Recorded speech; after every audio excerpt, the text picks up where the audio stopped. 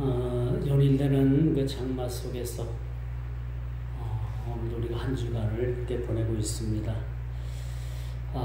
이게 지리멸렬한 장마라고 할까요? 그렇게 표현해도 무방한 것 같습니다.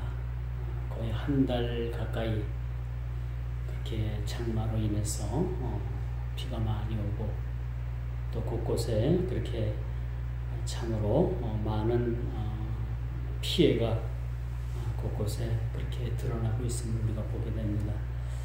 이런 즈음에 오늘 이 본문 우리가 이제 아모스 9장 마지막 장을 우리가 맞이하고 있습니다.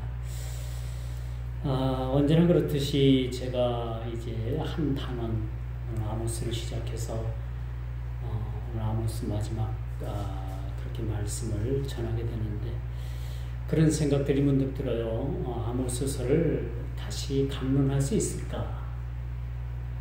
라는 생각이 문득 듭니다. 이런 상황에 오늘 7장부터 시작된 하나님의 심판의 말씀이 오늘 9장까지 이루어지게 되는데 이 5번에 걸쳐서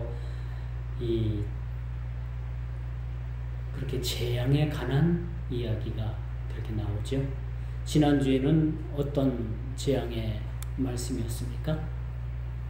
지난주에는 여름실과 한 광주리에 관한 비유로서 하나님께서 이렇게 심판하시겠다라는 그런 말씀이 이어졌고 이제 오늘 마지막 장에서는 우리가 저와 여러분들이 말씀을 교독했듯이 이스라엘에 대해서 앞으로 닥칠 그런 5가지 재앙이 모두 그렇게 언급되어 있다라는 것을 우리가 한번 깊이 말씀을 통해서 살펴봐야 합니다. 이것은 분명 이 재앙이 내리기까지 이렇게 극심한 이스라엘의 죄악으로 인해서 그들이 받을 하나님의 심판의 불가피성을 그렇게 보여주고 있다라고 말씀드릴 수가 있는 것이죠. 언제나 우리가 마지막을 대미하는 것은 하나님의 어미하신 심판입니다. 그렇죠? 그래서 이 마지막 때도 하나님의 심판이 이루어지게 됩니다. 여러분 요즘 살기 좋은 세상이다, 돈만 있으면 살기 좋은 세상이라고 하지만은 분명한 것은 이 마지막 때가 여러분 다다르게 된다는 사실이죠. 여러분 시작이 있으면 끝이 있습니다. 이것이 세상에 존재하는 가치요 존재하는 이유가 되기도 합니다. 이 땅에 가시적으로 보여지는 우리의 모든 사물들은 시작이 있으면 끝이 있다라는 거예요. 그 반면에 하나님 나라는 알파와 오메가가 됩니다. 하나님 나라는 영원한 반면에 우리 인간 세상은 분명히 시작점이 있으면 맺는 점이 있다라는 거죠. 그렇다면 이 맺는 점은 바로 심판의 시작이 되는 기점이라고도 말씀드릴 수가 있는 것입니다. 그러므로 여러분 하나님의 어미하신 심판 이후에는 반드시 회복이 있게 되는 거죠. 하나님 앞에 심판대 앞에 서고요. 그 다음에는 뭐요? 우리의 행위에 따라서 하나님께서 우리에게 상급을 베풀어 주시고 내가 믿었느냐 믿지 않았느냐 세상을 너희들이 믿음으로 말미암아 살았느냐 세상 방식대로 살았느냐에 따라 가지고 여러분 영원한 영생과 여러분 영원한 그런 심판이 우리들의 앞에 놓여 있다는 사실도 우리는 너무나도 잘 알고 있습니다. 이처럼 이스라엘에 대한 심판이 불가피하나 신실한 소수의 백성들에게는 구원의 손길이 이르겠다라는 말씀이 오늘 본문 11절 말씀부터 그렇게 쭉 이어져 오고 있음을 보게 되는 거죠. 10절까지는 하나님의 아주 무서운 심판이 그들에게 임할 수밖에 없는 이유, 그리고 그들에게 심판이 임한 사실에 대해서 그러나 11절 말씀부터는 신실한 소수의 백성들에 대한 하나님의 말씀이 기록되어 있다는 사실을 우리는 보게 됩니다. 우리가 성경의 기승전결을 보게 되면요, 항상 이 논리로 성경은 쓰여져 있어요. 하나님께서는 심판하시나 그러나 그 가운데 신실한 소수의 백성들에게 하나님께서 구원의 손길을 보여주고 계신다는 사실들을 우리는 늘 말씀을 통해서 보게 되는 것이죠.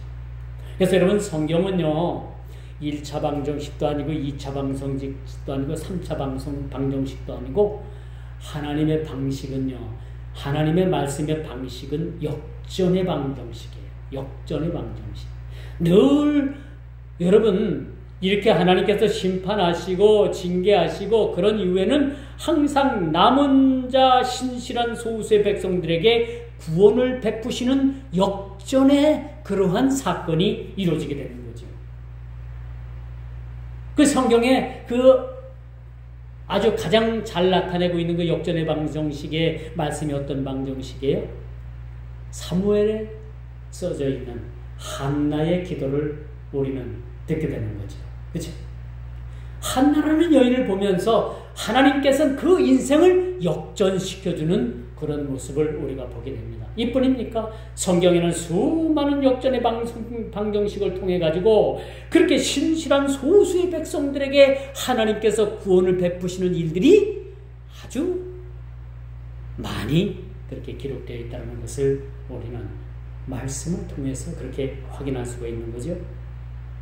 그렇다면 오늘 본문 말씀을 우리가 다시 한번 살펴보면 이 하나님의 심판이라는 것은요, 피할 수가 없는 심판이 되어버립니다. 피할 수가 없는 거죠. 하나님께서 이미 심판을 결정하시고 하나님께서 그 심판받을 대상을 하나님께서 그렇게 선정하셨다라면 그 심판은 피할 수가 없는 겁니다. 여러분, 장로교 교리 중에서 아주 핵심을 이루는 것이 하나님의 예정이에요. 예정. 여러분, 예정론을 잘 알고 있죠? 예정론. 내가 어머니 뱃속에 있기도 전에 하나님께서 나를 선택하신 거예요. 나의 잘잘못을 떠나서 나의 잘나고 못나고 그 모든 조건을 떠나서 나를 하나님께서 선택하셨다는 거예요. 이번 종교개혁주의 5개국을 제가 돌아보면서 칼빈이 태어난 프랑스 그 생가도 가봤고요. 그 12살 때까지 다니던 그 성당도 가봤고요. 스위스에서 그가 여러 번 활동을 하면서 대학을 세웠어요. 제네바 대학을 스위스에 이렇게 세웠는데 그 스위스 제네바 대학도 가봤어요. 거기서 제가 생각할 수 있는 것은 아주 위대한 종교개혁가를 거기서 다시 한번 그 숨결을 느끼게 되는데, 마땅히 우리 장로교인들은요, 하나님의 예정을 믿는 사람들이에요. 하나님의 예정. 그렇죠? 하나님의 기쁘신 경륜 가운데 하나님의 섭리가 이루어지고 그 하나님의 뜻하신 바 그 하나님의 계획대로 우리는 시작해서 하나님의 뜻대로 끝을 맺는 사람들이 하나님의 그런 사람들이라는 것을 우리가 볼 수가 있습니다. 그러나 우리 본문에 보니까 하나님께서 심판하시는 그 심판을 피할 수 없음을 우리가 보게 되는 겁니다. 이것은 이스라엘의 제약이 도를 넘어버린 거예요. 선을 넘어버렸다고 하죠. 마지노선을 넘어버렸다고 하죠. 넘어버린 겁니다. 그래서 마땅히 하나님께서는 이스라엘을 심판하실 것을 그렇게 말씀하시고 이젠 심판에 이르게 되었다는 사실을 우리가 보게 됩니다. 요즘 여름장마로 인해서 곳곳에 산사태가 나고 농작물이 침수를 당하고 주택의 강의 범람으로 인해 가서 침수되고 많은 이재민들이 발생을 합니다. 이 많은 사람들은 이것을 자연재해라고 해요. 그렇죠? 의뢰의 여러분 장마철에 의뢰의 홍수를 통해 가지고 이것은 자연적인 재해라고 생각을 합니다. 또 그렇게 말을 합니다. 맞아요. 옳습니다. 그러나 우리가 이러한 재앙 가운데서, 이런 재난 가운데서 여기서 하나님의 깊은 뜻을 우리가 한번 생각해 봐야 됩니다. 이런 뜻을 생각하면서 우리는 무엇을 생각할까요? 마지막 때 하나님께서 홍수가 나게 하고 강이 범람하게 만들고 각 곳에 기근이 생겨서 여러분 막 땅이 떡떡 갈라지고 심은 식물이 말라 죽고 이러한 기근 초초에서 이런 일들이 마지막 때 점점점 그렇게 많이 발생하게 된다는 사실을 우리는 말씀을 통해서 확인해야 됩니다. 여러분, 세상에는 여러분 우연이라는 것은 하나도 없어요. 그렇죠? 저와 여러분들이 만나는 것도 우연이 아닙니다. 그렇죠? 우연 아닌 거 절대적인 필연이에요. 저와 여러분들이 만나는 것은 그냥 스쳐가는 바람 스치듯이 만난 건가? 아니에요. 이렇게 저와 여러분들이 만나게 해주신 것은 하나님의 분명한 필연적 그러한 원인이 있다는 사실을 우리가 알게 되는 거죠. 이런 안목을 가지고 우리가 세상을 바라보는 거예요. 그렇죠? 우리가 푸른 포기 사이로 우리가 보이지 않는 바람이 이렇게 스쳐 지나가는 그 바람을 우리가 눈으로 볼 수는 없지만은 그 바람을 우리가 피부로 느끼는 그 피부에 와 닿는 바람의 그 모습처럼 우리가 영적인 안목을 가지고 이 세상을 우리가 바라보는 그런 안목이 우리에게 사실 필요하다라는 겁니다. 세상 사람들과 똑같이 보고 똑같이 느끼고 똑같이 여러분 느낀다라고 생각한다면 여러분 세상 사람들과 별반 다른 것이 없는 거예요. 여러분들이 세상 사람들과 똑같은 곳을 바라본다고 하지만은 세상 사람들이 바라볼 수 없는 세상 사람들이 거기서 확인할 수 없는 것들을 여러분들이 거기서 확인할 수 있는 것이 믿음의 눈을 가진 사람들의 영적인 모습이라고 우리가 바라볼 수가 있는 거겠죠. 이게 영적인 눈이 뜨이게 되는 것입니다.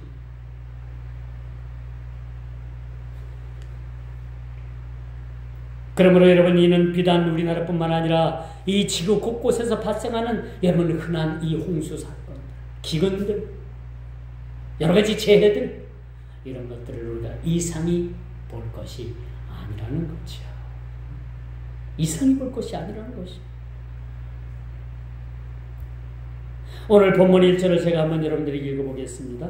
내가 보니 주께서 제단 곁에 서서 이르시되 기둥머리를 쳐서 문지방이 움직이게 하며 그것으로 부서져서 무리의 머리에 떨어지게 하라.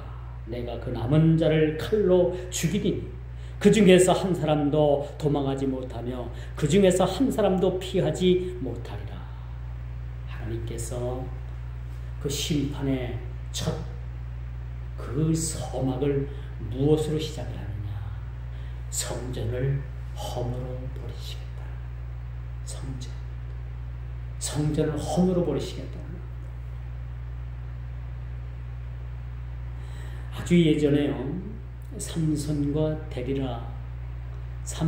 데리라라는 영화가 있었어요. 아주 제가 중학교 때 본 영화라서 이게 먼저 기억이 좀 희미한 것 같은데, 이 삼손이 요색을 즐겨가지고 결국은 그 가드로 내려가가지고 본분을 잃어버린 거죠. 요색을 즐기다가 그만 그가 두 눈이 뽑혀버린 머리에 삭도를 대지 말라고 하는데 머리가 삭도로다가 싹 밀어가지고 머리가 없어. 그렇게 삼손이 힘을 쓸 수가 없어. 그리고 그 사람들에게 조롱거리가 되는 거예요. 가사 사람들에게 조롱거리가 되죠. 지금 한참 전쟁이 발발하고 있는 가자 지구, 거기 블레셋인들이 살았거든요. 거기 데릴라라는 여인이 살았어요.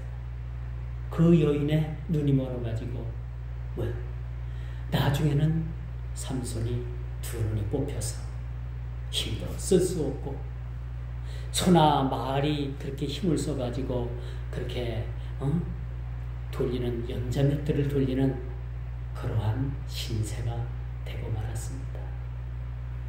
하나님께서 쓰시기 위해서 사사로 세워졌건만 그는 사사의 본분을 다하지 못했던 거예요. 근데 영화 마지막 장면에 아주 이제 의미심장한 그러한 장면이 나오잖아요. 자기가 산 것을 후회하면서 하나님, 눈이 멀어가지고 나에게 다시 한번 힘을 주세요. 그리고 어떤 한 사람에게 부탁을 해서 나를 이 가장 큰 든든히 그렇게 세운 건물 그 중심 기둥에 나를 데려다 달라. 이 영화의 영화.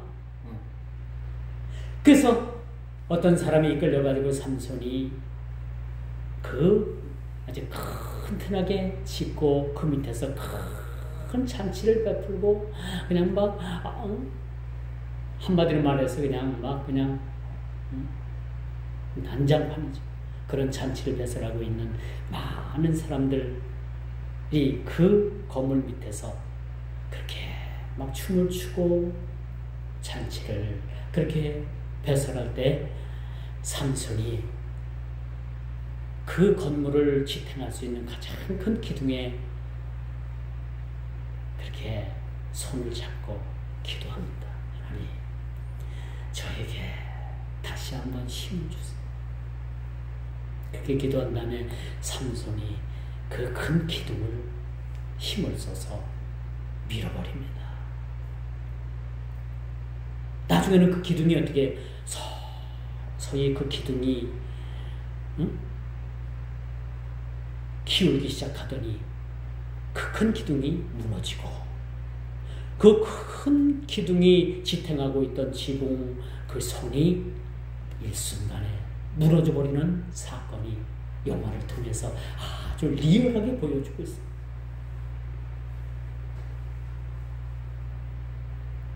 그리고 그 성에서 그렇게 많은 사람들이 그 건물에 깔려가지고 죽게 되는 모습을 보게 됩니다. 전 그 장면을 보면서 그래도 마지막에 삼손이 자기 자신의 모든 하나님 앞에 불충했던 그런 마음을 돌이키고 마지막으로 그렇게 그 성에서 그 건물에 깔려서 같이 죽는 그런 모습이 드러나 보입니다만 참 그 영화를 제가 생각하면서 본문 1절을 생각했어요. 본문 1절을 여러분 읽어보면 삼손이 그렇게 기둥을 밀어서 큰 건물이 무너져가지고 수많은 사람들이 죽은 것처럼 오늘 본문 1절도 하나님께서 이스라엘을 심판하는 그 시작점이 성전을 허물어뜨려서 거기서 깔려 죽는 사람들이 있고 거기서 살아남은 사람들도요 도망하지 못하도록 한 사람도 남지 않고 남은 자는 칼로 그렇게 멸망을 당하는 모습을 오늘 본문을 통해서 그렇게 그려주고 있음을 우리가 보게 되는 것입니다.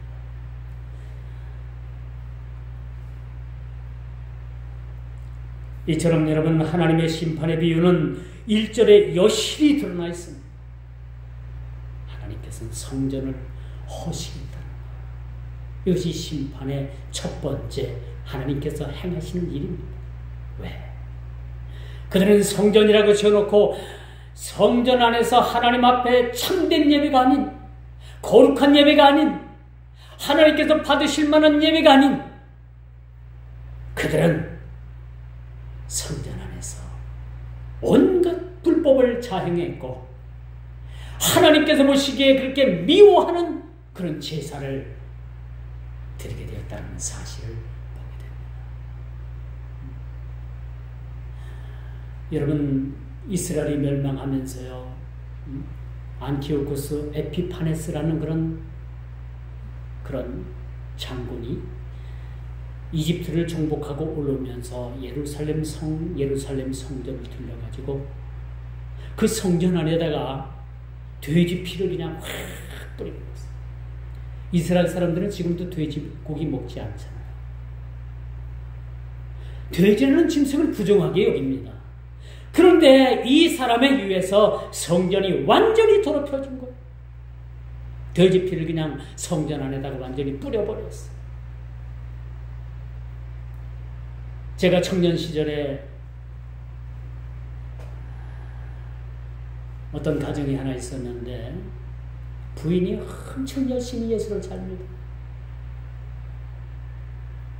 근데 이 남편은 세례까지 받았어요, 나와서. 근데 뭐가 좀 잘못돼가지고 시간이 없어서 제가 자세히는 말씀을 못 드렸는데 이 남편은 교회를 다니지 않았어요.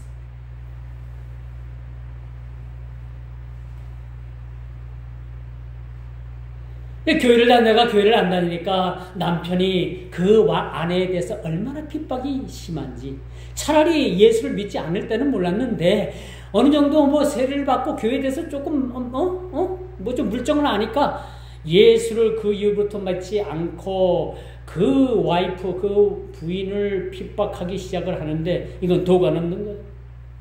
예배 드리는 부인을 예배 시간에 들어와가지고 머리채 잡아가지고 질질질질 끌고 집으로 갑니다. 그래도 이 부인은 참 열심히 나와요. 그래도 이런 핍박 속에서도 이 핍박이 부인뿐만 아니라 자식들에게도 이런 핍박이 아주 가해져 옵니다. 근데 어느 날 부흥회를 했어요. 근데 부흥회 하면은 이제 집이 멀기 때문에 다들 교회에서 마룻바닥에 이제 이불 깔고서 이렇게 남자, 여자 이렇게 따로따로 이렇게 한 켠에서 잡니다.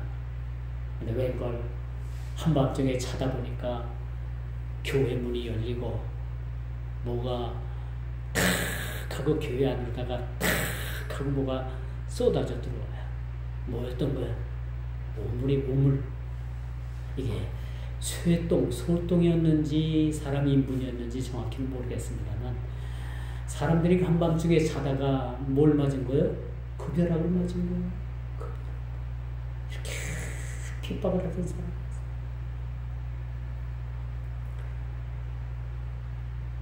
그 일은 내가 그 고향을 떠나왔기 때문에 그 이후에는 어떻게 됐는지 모르겠어요. 그분들이 어떻게 됐는지 모르고 충주 시내로 나와서 이사를 나와서 산다고 했는데 어떻게 된지는 모르겠어요. 그 이유는 모르겠습니다만 그런 핍박이 그렇게 가해지더라고요. 그 성전 안에 그 뭐가 들어와서 탁 바닥에 딱 그것이 떨어지니까 바닥으로 다 사방 팔방으로 다 튄 거죠. 자다가 뭘 맞은 거예요? 그걸 맞은 거예요, 다들.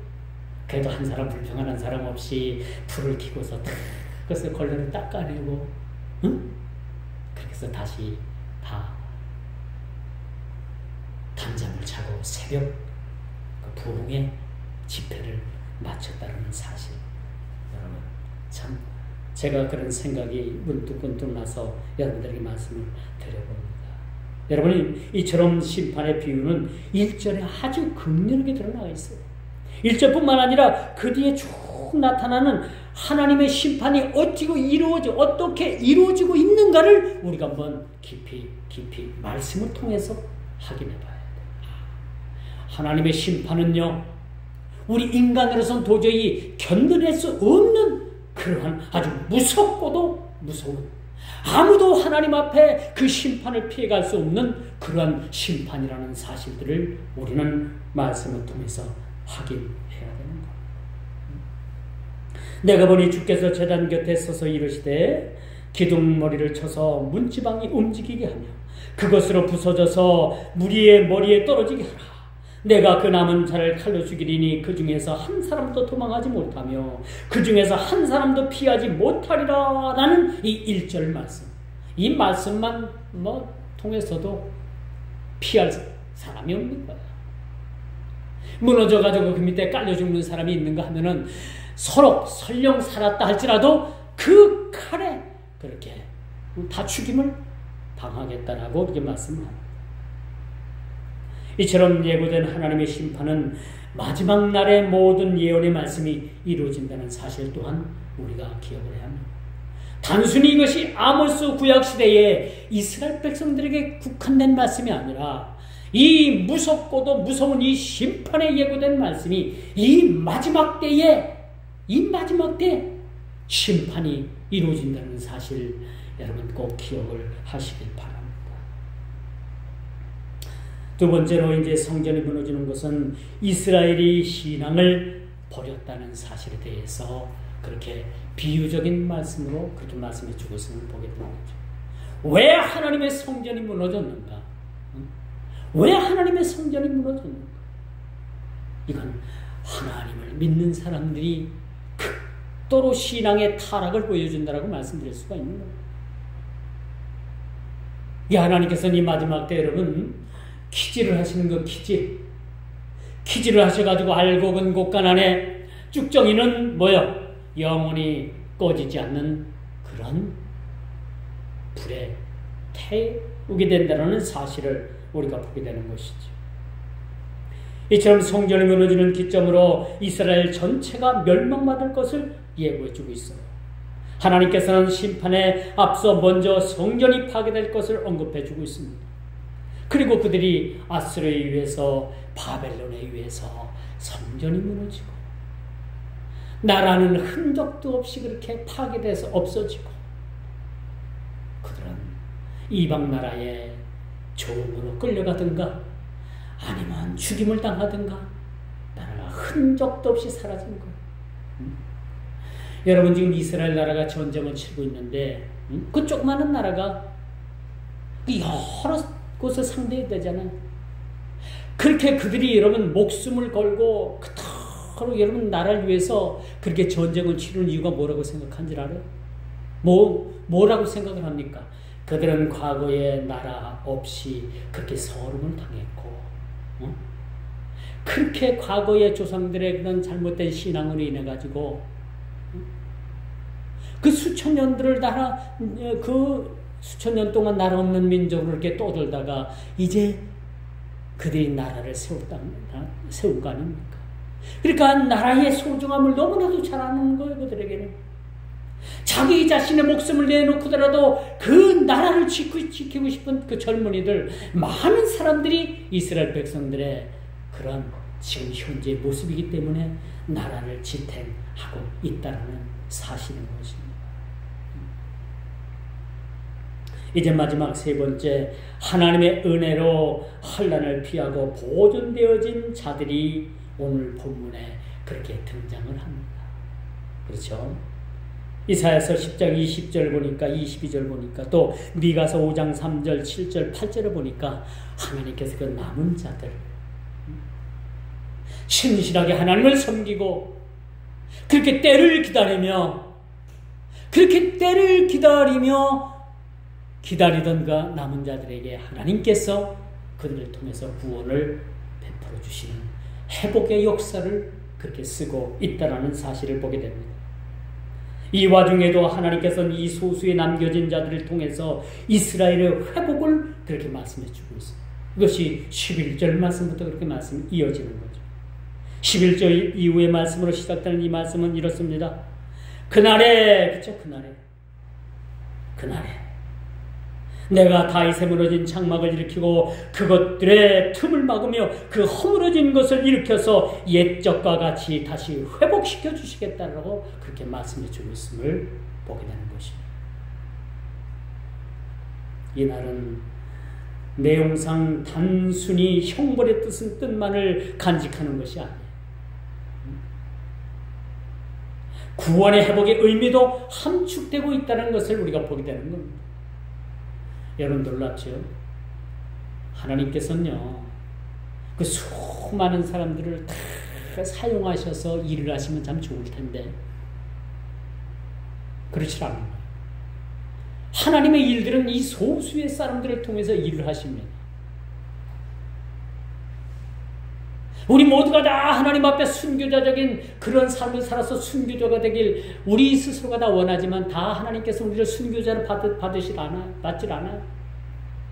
그 소수의 한두 사람을 통해서 하나님께서는 그 순교자의 피를 받으시는 겁니다. 이 교회는 이런 거예요. 소수의 몇 사람을 통해서 하나님께서 그 큰 교회들을 이끌어 가십니다. 그 큰 교회들 수만 명이 모였잖아요. 그 수만 명 전부를 통해서 하나님께서 일을 행하시는 것이 아니라 교회를 이끌어 가시는 것이 아니라 그 소수의 몇 사람을 통해서 그 큰 교회를 이끌어 가신다니까요. 이게 하나님의 방식입니다.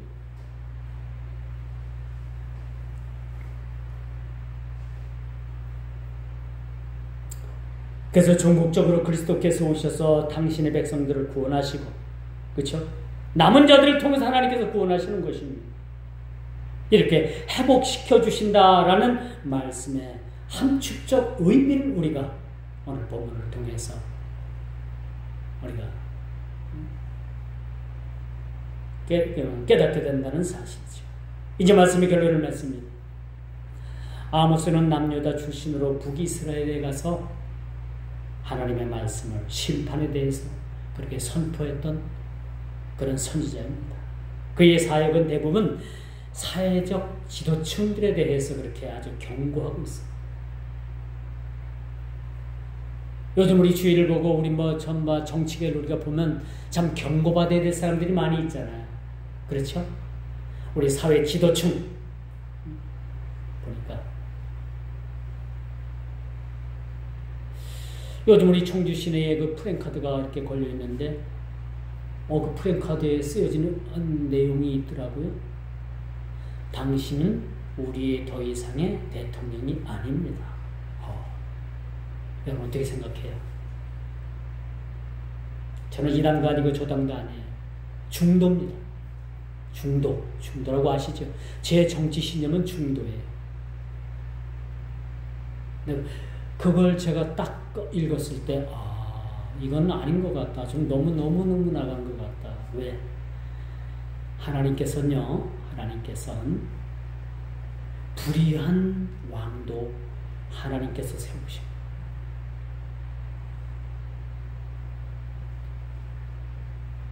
하나님께서는 위계 질서를 원하셔요.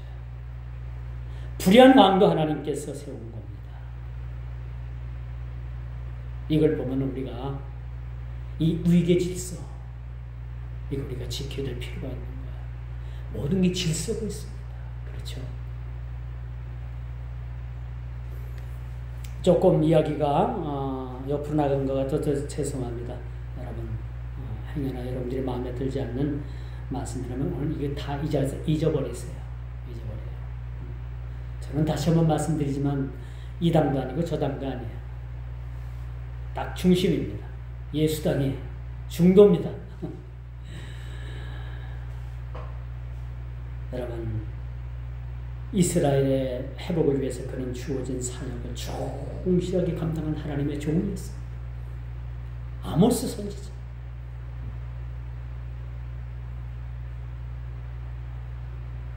이 선지자의 바람은 이스라엘이 하나님의 은혜로 포로에서 돌아온 후에 회복되어지는 것까지 그렇게 자기가 바라봤어요.